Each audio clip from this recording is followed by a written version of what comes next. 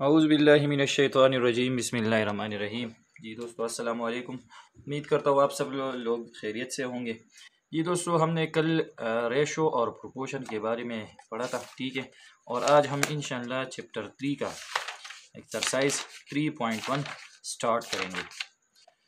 तो ये है एक्सरसाइज 3.1 जो कि पेज नंबर 39 पर मौजूद है। तो इसमें पहला क्वेश्चन है, question number 1, find the value of the following, find the value of Y in the following. यहाँ पर हमें एक वेरिएबल वाई दिया गया है, तो हमें इसकी वैल्यू फाइंड आउट करनी है, ठीक है। तो चलो मैंने क्वेश्चन लिखा है, तो find the value of Y in the following.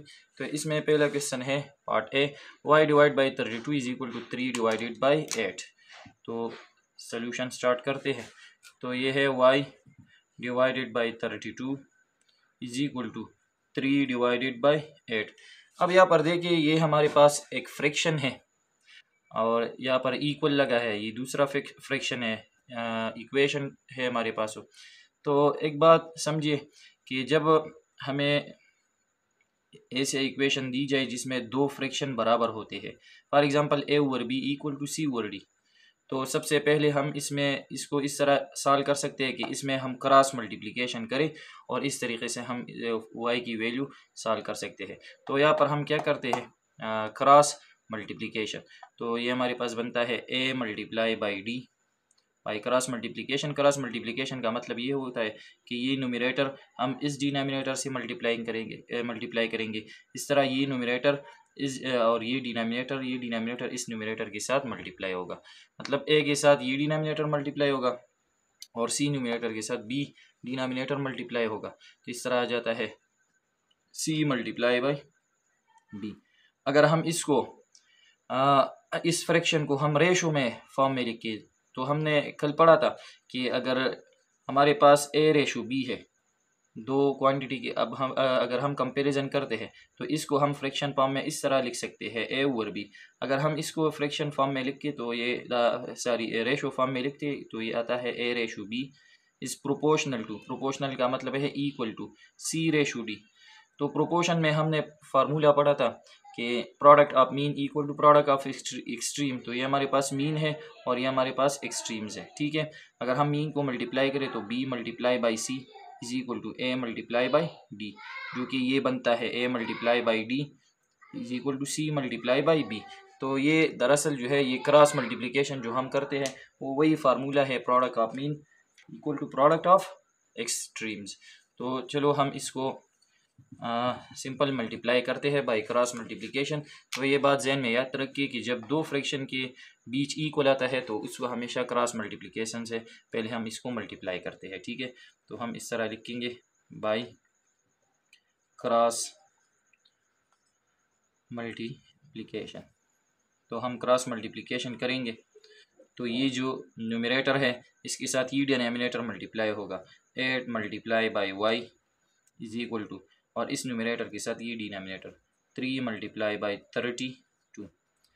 अब इसका कोएफिशिएंट 1 है, 8 1 jar 8y is equal to 2 और 32 को हम 3 और 32 को हम मल्टीप्लाई करेंगे, 3 2 जार 6 और 3 3 जार 9 96। अब यहाँ पर हम y की वैल्यू फाइंड आउट करते हैं, ठीक है। तो अब इस y का कोएफिशिएंट क्या है 8। तो हम इस कोएफिशिएंट को अब ख़त्म करेंगे क्योंकि हम y की वैल्यू फाइंड आउट करते हैं 8y की नहीं, ठीक है। तो अगर जिस वेरिएबल के हम वैल्यू फाइंड आउट करते हैं अगर इसका कोएफिशिएंट 1 हो तो ठीक है, लेकिन अगर 1 के अलावा कुछ और नंबर आता है तो इस नंबर को हम क्या करेंगे, फिर ख़त्म करेंगे, ठीक है। तो इस 8 को हम कैसे ख़त्म करेंगे, तो ये मल्टीप्लिकेशन में है और मल्टीप्लिकेशन हमेशा डिवीजन, इसका इन्वर्स क्या है, मल्टीप्लिकेशन का डिवीजन है। तो हम दोनों साइड को डिवाइड बोथ साइड्स, हम दोनों साइड को 8 से डिवाइड करेंगे, बोथ साइड्स बाय 8, क्योंकि इस y का कोएफिशिएंट जो है वो 8 है। तो 8y divided by 8 is equal to 96 divided by 8, 8 के साथ कैंसिल हो जाएगा, इक्वल टू, अब हम 96 को डिवाइड करेंगे किससे, 8 से। 96 डिवाइडेड बाय 8, तो यहाँ पर 9 है, 8 1 जार 8, ठीक है, 9 माइनस 8 1, और यहाँ पर 6 यहाँ पर आएगा, 8 2 जार 16, तो 16 माइनस 16 ख़त्म हो गया, तो इसका आंसर क्या आ गया 12। इसका मतलब है कि y की वैल्यू क्या है, वो इस इक्वेशन में 12 है। ठीक है, तो ये था इसका पार्ट 1। फिर इस तरह इसका है पार्ट बी, जो मैंने यहाँ पर लिखा है। सोल्यूशन स्टार्ट करते हैं। सेम इसी तरह की तरह है। 2/y is equal to 4/6। तो सिंपल वही क्रॉस मल्टीप्लिकेशन हम करेंगे, लेकिन यहाँ पर ये 2 से सिंप्लीफाई भी होता है, 2 से कट भी जाता है, लेकिन अगर ना काटे तो भी फिर इसी तरह भी ठीक है। चलो हम सिंपल क्रॉस मल्टीप्लिकेशन करते हैं by cross multiplication. Cross multiplication का वही मतलब है कि इस न्यूमरेटर के साथ ये वाला डिनोमिनेटर मल्टीप्लाई होगा। 2 मल्टीप्लाई बाई 6। इस तरह इस न्यूमरेटर के साथ ये denominator 4 multiply by Y. 2 6 are 12 और 4 वाई जब मल्टीप्लाई हो जाए तो 4 वाई आता है। तो यहाँ पर इस क्वेश्चन में देखिए कि वाई का कोएफिशिएंट 8 था, तो हमने बाद में 8 को ख़त्म किया और इसको किस तरह डिवाइड बोथ साइड बाय 8। हमने इस ये वाई के साथ जो कोएफिशिएंट था वही से दोनों साइड को हमने डिवाइड किया। ठीक है, तो यहाँ पर वेरिएबल या इस तरफ है लेफ़्ट साइड या राइट साइड पर, अगर कोई भी जगह है, अगर लेफ़्ट साइड पर आता है तो, अगर वाई राइट साइड पर आता है तो कोई मसला नहीं। बस हमने इसका कोएफिशिएंट चेक करना है। अगर 1 है तो ठीक है, अगर 1 के अलावा कोई और नंबर है तो वही नंबर हम ख़त्म करेंगे। अब इसका कोएफिशिएंट है 4, तो हम बोथ साइड को 4 से डिवाइड करेंगे। Divide both side by 4, both sides by 4। इसका मतलब ये है 4 multiply by Y equal to 12। मतलब ये है 4 के साथ y मल्टीप्लाई हुआ है और आंसर क्या है। तो 4 के साथ हम कौन सा नंबर मल्टीप्लाई करें जिससे आंसर 12 आ जाए। अगर हम 4 के साथ 1 मल्टीप्लाई करें तो 4 1 ज़ार 4, तो 1 वैल्यू इसकी ठीक नहीं है, जो आप क्या आना चाहिए 12। 2 मल्टीप्लाई करें 4 2 ज़ार 8, तो ये तो 12 है। 4 3 ज़ार 12, तो y की वैल्यू 3 है। लेकिन हम अब इस 3 को फाइंड आउट करेंगे। जब हम दोनों साइड को 4 से मल्टीप्लाई डिवाइड करेंगे तो y की वैल्यू 3 आएगी। यहाँ पर देखिए y के साथ कैंसिल हो गया। 4 1 ज़ार 4, 4 3 ज़ार 12, तो इसका मतलब ये हुआ 3 इज इक्वल टू वाई, और सिंपल हम कह सकते हैं y इज इक्वल टू 3। तो ये था इसका क्वेश्चन नंबर 2। फिर इसके बाद है पार्ट सी। तो चलो चलते हैं पार्ट सी की तरफ। तो यहाँ पर है 5 और 15 is equal to Y over 30। तो वही सेम प्रोसेस है, हम क्रॉस मल्टीप्लिकेशन करेंगे। या अब यहाँ पर देखिए ये न्यूमरेटर है, ये डिनोमिनेटर, तो इसको हम सिंप्लीफाई कर सकते हैं। लेकिन यहाँ पर ये बात ज़रूरी है, बाज़ औक़ात स्टूडेंट ऐसा करते हैं कि इस 5 और 30 को सिंप्लीफाई करते हैं। मतलब 5 1 ज़ार 5, 5 6 ज़ार 30, तो ये कभी सिंप्लीफाई एक दूसरे से कट नहीं होगी, क्योंकि यहाँ पर इसके बीच में इक्वलिटी है। अगर ये मल्टीप्लिकेशन होता तो फिर कोई बात नहीं थी, अगर हम इसको सिंप्लीफाई करते या इसको तो कोई बात नहीं। तो अब हम इसको सिंप्लीफाई कर सकते हैं। ठीक है, अगर ना भी करें तो आंसर एक जैसा आएगा। 5 1 ज़ार 5, 5 3 ज़ार 15। अब हम लिखेंगे बाई क्रॉस मल्टीप्लिकेशन।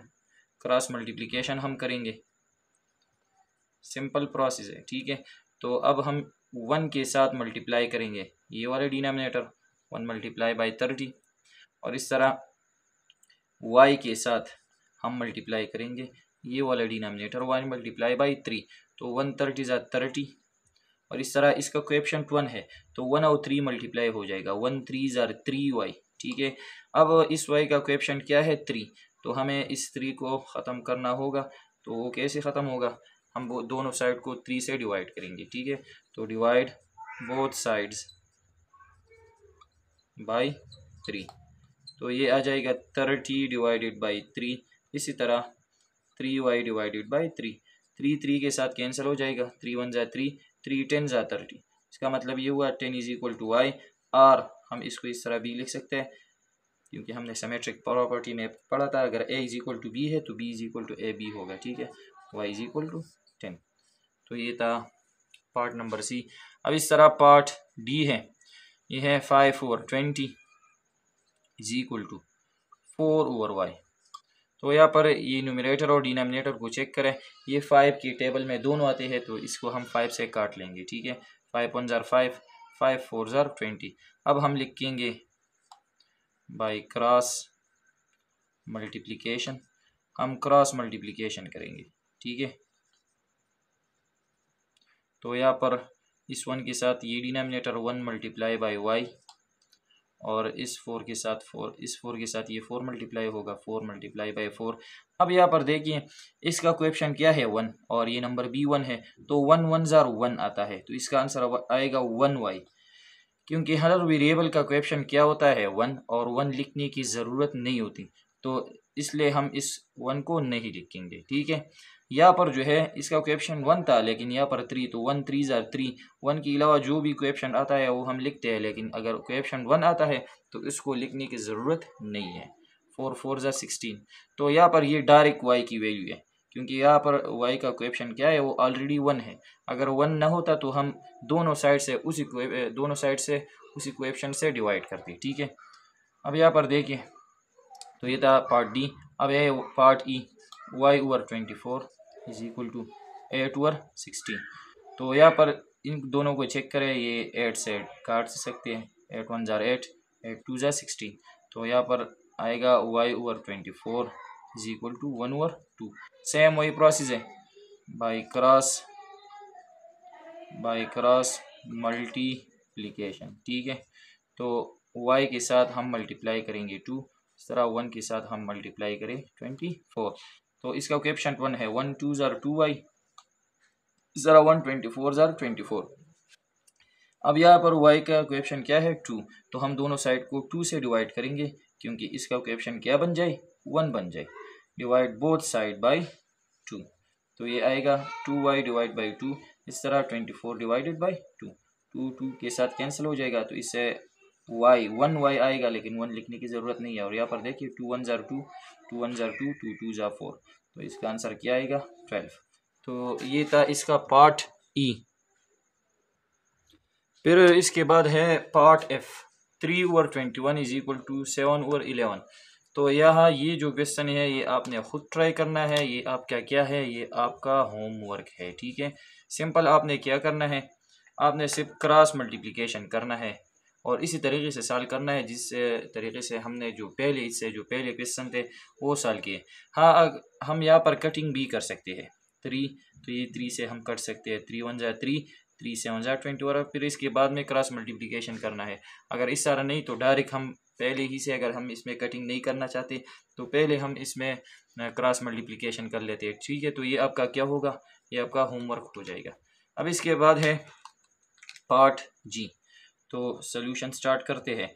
ये है 125 ratio 15 is proportional to y ratio 60। तो हमने पहले कहा था कि रेशो को हम फ्रैक्शन फॉर्म में लिख सकते हैं। 125 रेशो 15 को हम इस तरह भी लिख सकते हैं, 1 ओवर 125 डिवाइडेड बाई 15। और प्रोपोर्शनल का मतलब ये है कि इसका मतलब क्या है, इक्वलिटी, और इसको हम इस तरह लिख सकते हैं y ओवर 60। तो ये इससे यही जो क्वेश्चन है वो बनेगा। अब हम क्रॉस मल्टीप्लिकेशन करेंगे। ठीक है, लेकिन हम ने ये भी कहा था कि ये जो रेशो है या प्रोपोर्शनल है, इसमें इसको हम फ्रैक्शन और रेशो में और इक्वलिटी में तब्दील कर सकते हैं। तो हम इसको डायरेक्ट सॉल्व करेंगे। डायरेक्ट सॉल्व हम किस तरह करेंगे, क्योंकि प्रोपोर्शन में हमने ये पढ़ा था कि जब दो रेशोज इक्वल होते हैं तो इसका नाम प्रोपोर्शन होता है। तो इसमें हम प्रोडक्ट ऑफ मीन और product of extreme formula use करते हैं। ठीक है, और इससे जो वेरिएबल हमको जिस वेरिएबल की वैल्यू हम फाइंड आउट करते हैं तो वही हम प्रोडक्ट ऑफ मीन और एक्सट्रीम की जो प्रोडक्ट ऑफ मीन और एक्सट्रीम फार्मूला है इसकी मदद से भी हम कर सकते हैं। तो हम यहाँ पर सिंपल लिखेंगे एज वी नो दैट, जैसा कि हम जानते हैं। क्या जानते हैं कि प्रोडक्ट ऑफ मीन्स, प्रोडक्ट का मतलब है मल्टीप्लिकेशन, प्रोडक्ट ऑफ मीन्स, जब हम मीन वैल्यू को मल्टीप्लाई करेंगे तो बिल्कुल बराबर होंगे किसके, प्रोडक्ट ऑफ एक्सट्रीम्स। तो मीन और एक्सट्रीम के जवाब क्या होंगे, ये इक्वल होंगे। अगर कोई रेशो प्रोपोर्शन में है तो ये फार्मूला ये फार्मूला कहता है कि प्रोडक्ट ऑफ मीन और एक्सट्रीम वैल्यू हमेशा क्या आएंगे, सेम ही आएंगे। ठीक है, तो हम पहले मीन को मल्टीप्लाई करेंगे। तो मीन का मतलब ये है सेकंड और थर्ड जो वैल्यू है जो तो बीच में है, सेकंड और थर्ड ये मीन है, और जो फर्स्ट और लास्ट है ये एक्सट्रीम है। तो हम 15 मल्टीप्लाई बाई वाई, थर्ड का मतलब मल्टीप्लिकेशन, और इस तरह 125 मल्टीप्लाई बाई 60। तो अब इसका कोएफिशिएंट 1 है, 15 1 ज़र 15y। अब हम इन दोनों को मल्टीप्लाई करेंगे, ठीक है। तो 125 मल्टीप्लाई बाई 60, ठीक है। तो यहाँ पर देखिए 0 5 ज़र 0, 0 2 ज़र 0 और 0 1 ज़र 0, यहाँ पर क्रॉस 6 5 ज़र 30, 0 3 कैरी, 6 2 ज़र 12, 13 14 15, 5 1 कैरी, 6 1 ज़र 6 और 1 7। तो अब हम इसको ऐड करेंगे 0 0 0 प्लस 5 5 7। तो इसका आंसर आ गया 7500। अब हमने क्या करना है, अब इस वाई का कोएफिशिएंट क्या है जो कि 15 है, और हमने कहा था कि ये क्या होना चाहिए 1। तो इसको 1 बनाने के लिए हमने क्या करना है, बोथ साइड को हमने डिवाइड करना है, डिवाइड बोथ साइड बाई 15, ठीक है। 15y डिवाइड बाई 15 और इस तरह 7500 डिवाइडेड बाई 15। तो 15 के साथ कैंसिल हो जाएगा, तो y इक्वल टू, अब हमने 7500 को डिवाइड करना है किसके साथ, 15 के साथ। 15 से हमने इसको डिवाइड करना है, ठीक है। तो यहाँ पर हम डिवाइड करते हैं 7500 डिवाइडेड बाई 15। अब यहाँ पर हम 15 का टेबल पढ़ेंगे और इसमें ये जो पहला डिजिट है 7, तो 7 कम है तो इससे 5, तो ये 75 बन गया, ठीक है। तो 15 की टेबल में क्या लाना है 75, अगर नहीं आता तो इससे कम। तो 15 के साथ अगर हम 7 मल्टीप्लाई करें, 7 5 ज़ा 35, 5 3 कैरी, सॉरी 7 नहीं, अगर हम 15 के साथ 5 मल्टीप्लाई करें, ठीक है। 7 अगर मल्टीप्लाई करें तो इससे ज़्यादा आता है, तो चलो हम 5 मल्टीप्लाई करते हैं। 5 5 ज़ा 25, 5 2 कैरी, 5 1 ज़ा 5 6 7, क्या आ गया 75। किस वैल्यू से, 5 से। 15 5 ज़ा 75, 75 माइनस 75 0। अब इसके बाद नेक्स्ट डिजिट क्या है 0, तो 0 हमने यहाँ से नीचे लाया है। तो अब हम क्या करेंगे, 15 की टेबल में क्या लाएंगे 0। तो यहाँ पर देखिए 15 1 ज़र 15 आता है, ठीक है। तो अगर हम टेबल को 0 से स्टार्ट करें, 15 0 ज़र 0, तो फिर 0 आएगा, 15 0 ज़र 0। फिर इसके बाद नेक्स्ट 0, सारा 15 0 ज़र 0। तो हम सिंपल इस तरह भी करते हैं कि जब हम कोई नंबर दूसरी नंबर से डिवाइड करते हैं, जिस तरह ये है, अगर इसके बाद 0 है तो हम कहते हैं कि इसे डायरेक्ट ऊपर ले जाए, और ये दूसरा 0 है तो इसको भी डायरेक्ट ऊपर ले जाए। तो इसका मतलब ये है कि ये अगर हम इसको इस तरह सॉल्व करें तो इससे भी 500 आता है, ठीक है। तो इसका मतलब ये है कि जब हम 7500 को डिवाइड करते हैं 15 से, तो y की वैल्यू आएगी 500, जो कि हमारा क्या है, हमारा आंसर है। अगर अब हम इसमें 500 पुट कर ले यहाँ पर, और प्रोडक्ट ऑफ मीन और प्रोडक्ट ऑफ एक्सट्रीम कर ले, तो ये जवाब क्या आएंगे, ये सेम आएंगे। यहाँ पर देखिए अगर हम इसकी जगह क्या पुट कर ले 500, तो 15 मल्टीप्लाई बाई 500, इससे क्या आएगा 7500, और यहाँ पर भी 7500 है, ठीक है। इसके बाद है पार्ट एच, तो चलो चलते हैं इसे सॉल्व करते हैं। 70:14 प्रोपोर्शनल टू 40:y। तो सिंपल वही प्रोसेस करना है, प्रोडक्ट ऑफ मीन और एक्सट्रीम वाला। एज वी नो दैट कि प्रोडक्ट ऑफ मीन्स, तो मैं सिंपल एम लिखूंगा, आपने पूरा स्पेलिंग लिखना है, ठीक है। और प्रोडक्ट ऑफ एक्सट्रीम, यहाँ पर भी मैं सिंपल ई लिखता हूँ, लेकिन आपने क्या लिखना है, पूरा जो वर्ड है वो लिखना है। तो मीन कौन सी वैल्यू है, सेकंड और third. 14 multiply by 40 is equal to 70 multiply by Y, ठीक है। अब इसको हम मल्टीप्लाई करेंगे, ठीक है। तो यहाँ पर देखिए 40 मल्टीप्लाई बाई 14, 4 0 ज़र 0, 4 4 ज़र 16, सरा 1 0 ज़र 0, 1 4 ज़र 4। अब हम इसको ऐड करेंगे, 4 6 और 0 6, 4 + 1 5, इससे आ गया 560। इस तरह इसका कोएफिशिएंट 1 है, तो 70y। तो अब यहाँ ये y का जो कोएफिशिएंट है वो क्या है 70 है, तो हम इसको 1 बनाएंगे। तो इसके लिए हमने क्या करना है, डिवाइड बोथ साइड बाई 70। हमने दोनों साइड को डिवाइड करना है किससे, 70 से, ताकि ये जो y का जो कोएफिशिएंट है ये 70 ये ख़त्म हो जाए और ये क्या बने, ये 1 बने, ठीक है। तो 560 डिवाइड बाई 70, इस तरह 70 y डिवाइडेड बाई 70, तो 70 के साथ कैंसिल होगा। अब हम 560 को डिवाइड करेंगे 70 से, तो अगर इसमें देखा जाए तो इसकी यूनिट में भी ज़ीरो है और इसकी यूनिट में भी ज़ीरो, तो अगर यूनिट में ज़ीरो ज़ीरो है तो सेम पोजीशन पर है ज़ीरो, सिर्फ ज़ीरो को हम काट सकते हैं, ठीक है। और इस तरह ये ख़त्म हो गई ज़ीरो, इस तरह 7 1 ज़ार 7, 7 8 ज़ार 56, तो इससे आंसर आ गया 8 इज़ इक्वल टू वाई, और हम लिख सकते हैं y इज़ इक्वल टू 8, तो ये हमारा आंसर है। फिर इसके बाद है पार्ट आई, सोल्यूशन स्टार्ट करते हैं। y ratio 32 proportional to 8 ratio 16, वही सेम प्रोसेस कि एज वी नो दैट यही लिखना है, और यहाँ पर प्रोडक्ट ऑफ मीन और प्रोडक्ट ऑफ एक्सट्रीम यही पर यही लिखना है, product of mean equal to product of extreme. तो हम मीन वैल्यू को मल्टीप्लाई करेंगे, मीन वैल्यू क्या है, तो इसमें मीन वैल्यू जो है वो 32 और 8 है, तो हम इसको इस तरह लिखेंगे 32 मल्टीप्लाई बाई 8, और इस तरह एक्सट्रीम जो है y मल्टीप्लाई बाई 16। अब हम क्या करेंगे कि इन दोनों को मल्टीप्लाई करेंगे, और यहाँ पर कोएफिशिएंट 1 है, 1 और 16 को मल्टीप्लाई करेंगे। इन दोनों की मल्टीप्लाई से जो भी आंसर आएगा वही लिखेंगे हम, और यहाँ पर हम लिखेंगे 16y, तो फिर हम दोनों साइड को 16 से डिवाइड करेंगे, ठीक है। तो इसका कोएफिशिएंट फिर 1 बनेगा। तो चलो यहाँ हम ये मल्टीप्लाई नहीं करते और सिंपल डायरेक्ट इसको हम डिवाइड करते हैं, डिवाइड बोथ साइड बाय 16। ये हमने इसलिए किया कि जब हम इसको मल्टीप्लाई करते हैं, ठीक है, तो यहाँ पर मल्टीप्लिकेशन भी करेंगे फिर दोनों साइड को 16 से, तो यहाँ पर 16 है, अगर हम दोनों साइड को 16 से डिवाइड करेंगे तो यहाँ पर ये 32 या 8 के साथ जो नीचे 16 आएगा वो काट दिया जाएगा, ठीक है। तो 32 मल्टीप्लाई बाई 8 डिवाइड बाई 16, इस तरह y multiply by 16 divide by 16, तो 16 के साथ कैंसिल, और यहाँ पर 8 से b कट जाता है, लेकिन यहाँ पर 32 से हम काट देंगे, ठीक है।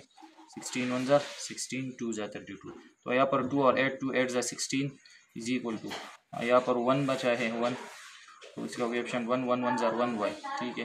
तो यहाँ पर बनेगा 16 इज इक्वल टू y, और y इज इक्वल टू 16, तो ये इसका था आंसर। फिर इसके बाद इसका लास्ट पार्ट है पार्ट जे, तो इसको भी सॉल्व करते हैं, ठीक है। सोल्यूशन, तो यहाँ पर है 25 ratio y is proportional to 100 ratio 20, तो हमें ये पता है कि product of mean equal to product of extreme, ठीक है। ये 20 नहीं है, ये 200 है, ठीक है। तो हम यहाँ पर क्या लिखेंगे 200, तो अब हम ये लिखेंगे कि एज वी नो दैट, जैसा कि हमें पता है, as we know that product of means